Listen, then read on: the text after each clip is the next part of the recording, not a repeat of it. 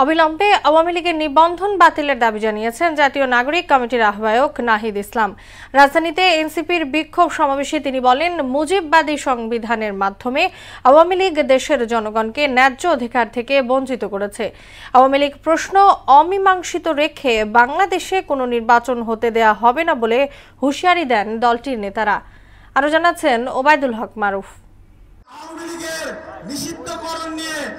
জুলাই গণঅভ্যুত্থানে গণহত্যার দায়ে আওয়ামী লীগের বিচার ও দলটির রাজনৈতিক কার্যক্রম নিষিদ্ধের দাবিতে জাতীয় নাগরিক পার্টি ঢাকা মহানগরের এই বিক্ষোভ সমাবেশ। এতে রাজধানীর বিভিন্ন এলাকা থেকে যোগ দেন এনসিপির নেতাকর্মীরা। উপস্থিত ছিলেন জুলাই আগস্ট আন্দোলনে আহত সহ শহীদ পরিবারের সদস্যরা।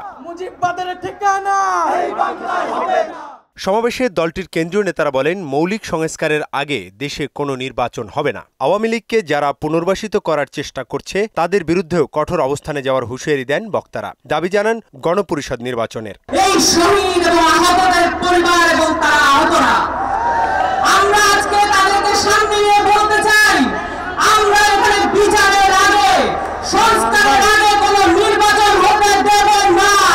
এই আওয়ামী লীগ পিলখানা হত্যাকাণ্ড ঘটিয়েছে কিনা, এই আওয়ামী লীগ শাপলা হত্যাকাণ্ড ঘটিয়েছে কিনা, এই আওয়ামী লীগ জুলাই গণহত্যা ঘটিয়েছে কিনা। রক্তের দাগ এখনো শুকায় নাই, আমরা হাসপাতালে ভাইরা এখনো কাঁদছে, কোনো বিচার নাই, কোনো অনুশোচনা নাই, সেই দল নাকি নির্বাচন করবে। আমরা স্পষ্ট করে বলতে চাই, ওই 5ই আগস্ট বাংলাদেশের জনগণ সিদ্ধান্ত নিয়েছে আওয়ামী লীগ নামে, নৌকা মার্কার নামে, মুজিববাদী আদর্শের নামে বাংলাদেশে কোনো রাজনীতি চলতে পারে না।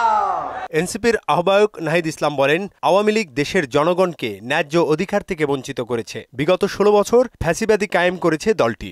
বিগত 16 বছরও রাজনৈতিক দলগুলোর, ফ্যাসিবাদ বিরোধী দলগুলোর নেতৃত্বে জনগণ রাজপথে নেমে আসেনি।